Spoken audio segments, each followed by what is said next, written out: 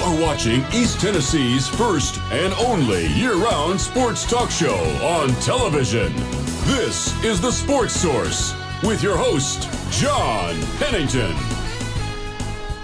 Good Sunday morning and welcome into The Sports Source. Happy to have you with us today. Tennessee loses 34-10 last night, but I thought there were a lot of positives to take away from that loss.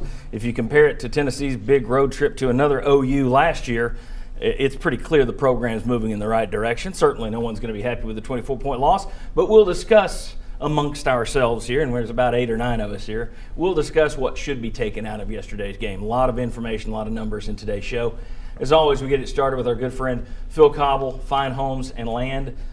Phil does a tremendous job for anybody out there who's looking for a home. One of the things that they do, it's kind of a concierge service. You won't find many people that offer this. If you are a business or company and you're bringing somebody in as a relocation, he'll actually pick them up at the airport, show them around town, show them the schools, the churches, the malls, neighborhoods, homes.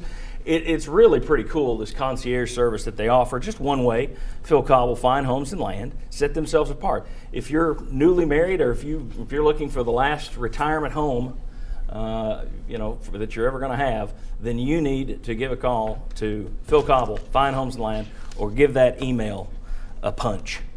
philcobblehomes@gmail.com. All right.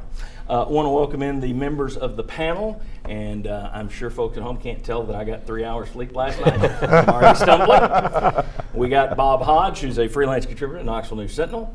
Right there is Will Overstreet, former Vol defensive lineman, former NFL defensive lineman. Right down there is Jimmy Himes, the host of Sports Talk Monday through Friday on WNML, AM and FM. And down there at the end is our own Chuck Cavaleras from Tennessee Golf Central, a longtime coverer of the Volunteers. All right, let's get started with our opening drive here. As I said in the open, 34-10. Nobody's going to be celebrating a 34-10 loss. But you were driving with a chain. You were a couple of yards from making that thing 27-17 late in the game. I thought if you're talking about overall direction of the program, guys, I don't think there's any question. Tennessee's program is moving forward at a pace that I think should set the table well for next year. Thoughts? I would agree with you. Yeah. I mean, and you hit Oregon scored 59 points in 3 quarters last year. And Oklahoma needed some breaks to get to 34. So I thought Tennessee's defense did a nice job in many respects. Oklahoma only got 1 offensive touchdown in the second half, and that was on the first drive. The last 5 drives they didn't score. And I thought Worley, though banged up and hit a lot, I thought he hung in there and did some nice things. I thought there were quite a few positives. And I thought, and they kept pointing out on television how many true freshmen that you had in the ball game, and at least one player had his first airplane ride ever going out there. You had all this stuff up in a tough place to play against a really, really good team, and I thought there were many more positives than there were negatives. I didn't think this was a game when we talked about a 24-point line last week and sitting there saying, what is this team going to do? How is it going to look? We were talking about it's going to be a blowout all the way through. This was not that 24-point line. This was a game, like we said, at the very end, you throw a pick six, it goes the opposite end of the field. Otherwise, you're within 10 points. Oklahoma was not out of this game. I can guarantee you their fan base and some of their players and coaches were getting a little bit more nervous in that fourth quarter than they wanted to be. This was not a game where they just ran it up and blew us out. If somebody's doing a show like this in Norman, Oklahoma today, they're talking about the offense's inability to throw a knockout punch against a very young Tennessee defense. Chuck, you set the 24-point line. We're gonna throw you props before you prop yourself. So congratulations on that one. All I did was nail it. I mean, I just got it exactly on the number. But thanks, John. I appreciate that. Thoughts on the direction of the program for what you saw? I was looking at the social media response, and what I picked up on was how many fans liked the fact this team kept fighting. That the Tennessee teams we've seen in recent years would have thrown in the towel, and it would have just gotten worse. Maybe it would have been like Oregon. And I think we should expect this team to keep fighting because they've put in the effort and the work, and the recruiting has been going that well. But I think that's how you judge it too. And I tell you what, I'm already going to be looking forward to when Oklahoma visits Neyland Stadium next year. Oh yeah. You got a much better shot. Imagine if Justin Worley were going to be your quarterback again next year, and Derek Dooley hadn't foolishly burned his red shirt. Well, speaking of Derek Dooley, think about where this team has come since since his program. Yeah. When you had two guys that wanted to throw the towel in the Kentucky game so they didn't have to go to a bowl game. This is a whole different set of team, culture, everything that is changing and has been changed. That is a big accomplishment, especially with this many young players. Let's talk. I was just going to say you don't want to kick Derek Dooley down too much. But Really? what looked better? Well, I'm trying to be nice. What looked better? This game, Tennessee and Norman, Oklahoma, or a couple of years ago, Tennessee playing Vanderbilt Yeah. in Dooley's last season? Getting What smoked game in looked Nashville. better? Yeah. Which one did you think Tennessee was more competitive in? And I think that speaks a little bit to what Butch Jones has done. Justin Worley's numbers: 21 of 44, not great. 201 yards, not great. 4.6 per attempt, that's not good. 1 touchdown, like to see more. Interceptions, 2, not good. Sacked 5 times. Hit 100. Considering how many times he was hit and how many guys around him didn't make plays for him, which we'll get into later, I thought, throw the numbers out the window. Justin Worley, once again, to me, who I thought he was going to be a game manager at best, I didn't see this coming. Kid's a quarterback, and he deserves a lot of credit, I think, for last night. Pressure busts pipes. You make mistakes when you're getting hit and banged around. Peyton Manning in the Super Bowl, Tom Brady last week against Miami. Doesn't matter who it is. You're getting hit, you're going to throw up some picks. You're going to make bad decisions. You're going to rush throws. I thought he played a really good game for those numbers in a 24-point loss. Well, I did too, and I thought the interception in the end zone to Kroom was a pretty good throw. I thought Yes. Kroom should have picked. He's 6'5". That defensive back was 6 feet. I thought Kroom should have made a stronger effort to catch that. That to me was not a bad throw. He also hit a few 3rd and longs along the way. But the thing I liked about him was he stood tough in there. He took one hit where he popped his head back, and he had a stretch there where he was having difficulty completing passes. Once he got over that, I thought he played pretty solid. He bought himself some time yesterday, too. There were times where he stepped up.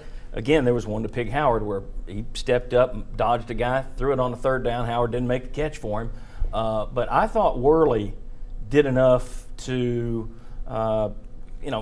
he deserved better than his numbers He showed. needed his Put it that way. receivers to help him out a little Yes. bit more. Mhm. I Yeah. mean, for what he was going through, and then when he is able to deliver the ball, they have to make some of those catches to keep those drives alive. I was sitting there, I tried to think, when's the last time have I seen a Tennessee quarterback beaten like this? There might have been another one recently that I can't think of that just passed my head, but I go back to Peyton Manning with the Bursa sack against Nebraska when he was just a sitting duck in the last game of his career. I can't remember a Tennessee quarterback. He must have been hit 25, 30 times last night. And think about this. Last year, which SEC team would have wanted traded their quarterback for Justin Worley? There are a few SEC teams this year right now, they're looking around going, I would take that guy over my guy any day of the week. I thought with a lot of bullets flying, he really stood tall. Talk to me about play selection. There were some complaints last night, social media, the jet sweeps. You don't have the speed against Oklahoma's speed to get it done. I didn't have a problem with play selections and formations because that is their offense. They're going to stay in that offense. We know that.